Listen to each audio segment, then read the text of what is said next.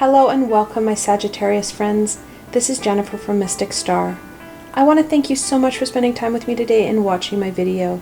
This is going to be a group angel reading for my friends born under the Sagittarius zodiac sign. It's been a while since I did an angel reading. The angels have been asking me a number of times to get one done as soon as I can. They've been telling me that a lot of people are blocked and not hearing the messages that they so desperately want to convey. So they've asked that I do a reading. I was actually contemplating doing monthly readings. Let me know below if that's something that you'd be interested in. The deck that I chose for this reading, of course, is the Angel Tarot, created by Jane Wallace. I'll be ending off the session with a blessing from the Angel Inspiration deck created by Kim Dreyer. Like always, I will have links to these angel-tastic decks below, so should they speak to you, you can go check them out for yourselves. Alright, my Sagittarius friends, let's see what the cards have to say. What guidance do the angels have for my Scorpio friends? Whoa, got some jumpers. What messages do the angels have for my Sagittarius friends? And finally, what other information, whoa, got some jumpers there, do the angels want to share with my Sagittarius friends? Okay, we're going to start off with the jumpers. And you got a nice pile of them. Alright, first card, the Six of Cups. Sixes are about balance and communication. Cups are about intuition and emotion. Now, Jane has put labels on these cards.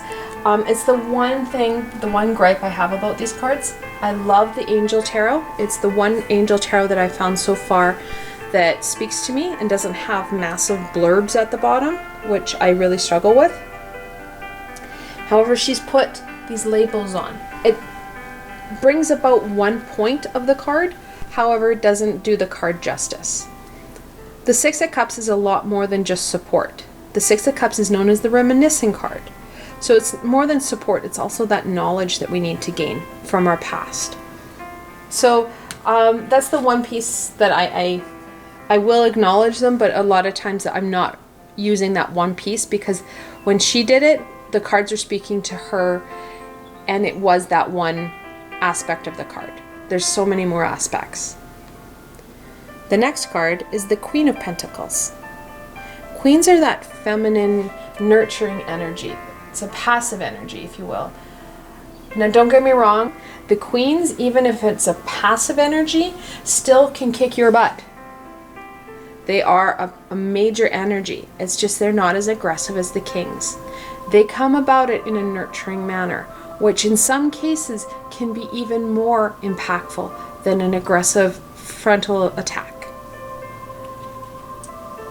Then the next card is Justice.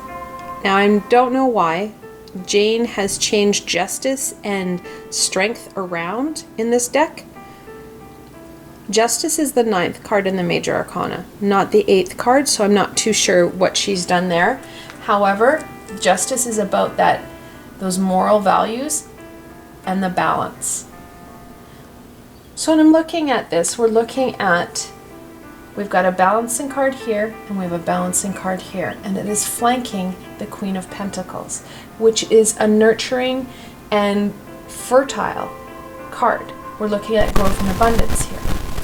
So that balancing act is going to be very important for you going forward, Sagittarius, in that next step. Then we have the Ten of Swords. It does say ending at the bottom, and that's true. It is an ending, yet a beginning. Tens are an end and a beginning card. So the Ten of Swords, swords are about truth and knowledge. It talks about all those pains that we've accrued over our time. The one part with the Ten of Swords is that there's the next morning. The sun is coming up. On the original card that Pamela Coleman Smith made, there's a fellow with 10 swords in his back. However, the sun is coming up. It's breaking dawn in that card. And that's more of what I'm seeing, is that getting up and going forward. And especially connected into the Queen of Pentacles, that's going to be an important piece for you, is that growing and getting up and allowing yourself to dust yourself off and kind of take those next steps forward. Then we had 9 of Cups jump. It says blessings, and it kind of is a blessings. The 9 of Cups is about all that you've achieved and worked so hard for to get. You've accrued a lot. You've been able to do a lot in your life. And that's what the 9 of Cups is really reflecting. And when you're dealing with the 9 of Cups, which is an intuitional card, and you connect it in with the Pentacles, you're really starting to see some movement there. Especially connected into the Justice. When we're looking at that balancing piece, she's a balancing, and she can also talk about those morals, that ability to move forward and make those right calls. Connected into the 9 and right beside the Queen of Pentacles, it is really about going forward, taking what we've accrued, some is not so much fun, and some that we're really proud of, forward so that you can make that next evolutionary step. We go on to the 6 of Wands. 6s are about balance and communication. Wands are about that inner fire and passion. So now we have double 6s, 6 of Cups and 6 of Wands. When you're looking at angel messages and numbers, you're looking at the 6 is about balancing your thoughts with your physical reality, which makes sense because we have physical reality in our passions and what we produce. And then we also have the Cups, which is our spiritual side. That, again, we have another balancing. So now we've got 3 balancing. So the number 3 in angel messages talks about something close to your heart that needs to be expressed. So the 6 of Wands really talks about that expression piece. Not only are we looking at the creativity and the passion, but something close to your heart needs to be expressed. We've got that here. The reminiscing piece is that connection in. What we need to express, we've known about for quite some time. We used to think about it a lot. However, with all that has come, we've forgotten. We've been busy dealing with those pains. We've been busy dealing with trying to accrue and stabilize ourselves. And that's more about what we're looking at with the Queen of Pentacles and Justice. It's time to balance what we have here with what we need to do next. We go on, we have a couple more jumpers. We have the 7 of Pentacles. Now 7s are a conflictuary number, they're a challenging number, but they're usually about victory as well. This one says vision, and vision is really important to the 7 of Pentacles, but the 7 of Pentacles is more than that.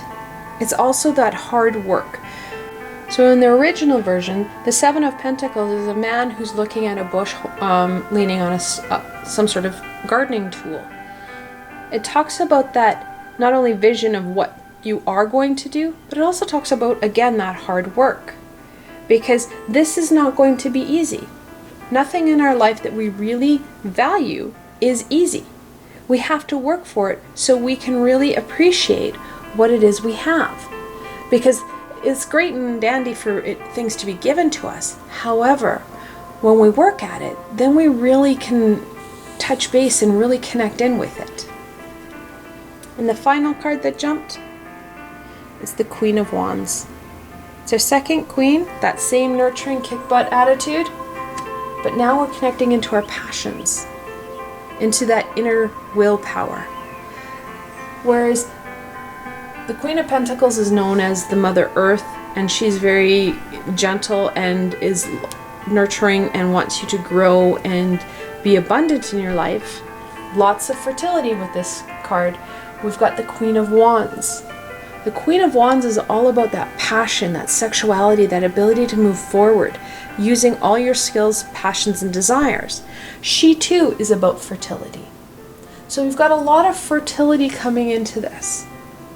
And it's going to really help you on that next leg because you're looking at that abundance piece that will step up your game and allow a 9 of Cups that you've had quite a successful achievement on, turn that in to the King of Pentacles, who is the Midas touch. It's nurturing that ability to go forward. We also have double queens. Queens are the 13th card in the minor arcana. There are 14 cards in each suit. When you're looking at the number 13 in angel messages, you're looking at taking the information and situations that we've had from our past and using that knowledge to go forward. The angels really want to kind of give you a bit of a reset. You need to take this and start that next leg of your journey, opposed to just swirling in what this is. So overall, you're looking at that next journey, that next step in your journey. Let's see what your shadow self wants to add to this. And that's the Five of Swords. Fives are a conflictual number. They talk about that change and loss. The Jane puts it down as loss. The Five of Swords is a lot more than that. And what I'm seeing is that isolation piece here, and also almost like a poverty piece in certain aspects of your life. Not necessarily financially. It's more of a poverty like in spirituality and emotion. And it's really down to this Ten of Swords. This journey that we're talking about with the queens and the sixes and the justice, what we're talking about is overcoming this kind of isolation and poverty so that you're able to take it to the next step, that kind of Midas touch area into the king realms opposed to the queen realms. The queens are going to help nurture and guide you throughout your journey here, which is going to give a nice feminine, fertile energy to encourage you throughout the hard parts, because there are going to be some hard parts. We've got the Ten of Swords and the Five of Swords. Both of those are very kind of hard to deal with. Any of the sword cards can be really painful because situations happen and then we assign emotion to it. We're emotional beings. The Suit of Swords is not. It's about information. It's not about how we feel about it. It's about our head rather than our heart. So as a species, we struggle a lot with the swords. All right, my Sagittarius friends, let's look at the blessing. What blessing do the angels have for my Sagittarius friends? And that is love. Love yourself, love those around you, and really embrace that universal energy. That universal energy will help flow through this, help you overcome some of these more painful aspects of the reading. For those who wish, you can pause the video here and reflect on the cards. This is a group reading, however, the cards were meant for my Sagittarius friends. What further information do they want to share? Like I said, this is a group reading. If you're looking for a more personal or specific reading, you can follow the link below to schedule a private reading with myself. That said, I hope you found this video fun and helpful and that you were able to gain some insight into what the angels want to share with you. I want to thank you so much for spending time with me today and watching this video. I will continue to create videos for my Zodiac friends in the upcoming weeks. If you have any suggestions or comments, please feel free to leave them below. I'm always up for feedback from my friends. If you like this video, please remember to give it a thumbs up and don't forget to subscribe to my channel for the latest content. You never know where I'm going to go next, and I'd hate for you to miss a video. Also, if you like this video and want to support me making more, I have a Patreon page with many tiers and lots of perks. In some of those tiers, the perks are private readings with myself. I provided a helpful link below, so why not go check it out.